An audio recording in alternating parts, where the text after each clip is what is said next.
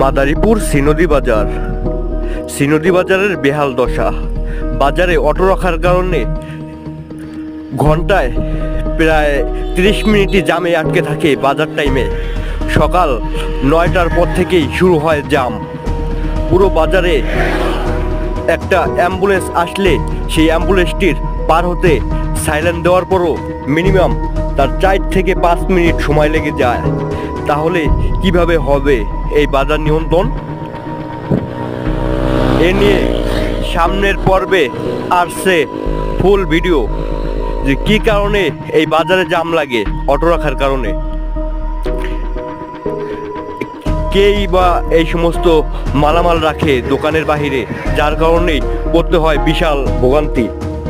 হাজারো দর্শকের ভোগান্তিতে অভিযোগে নিউজে কাজ করে আসছে সত্যের সন্ধানের টিম শ্রীনদী নিউজ বুলেটিন।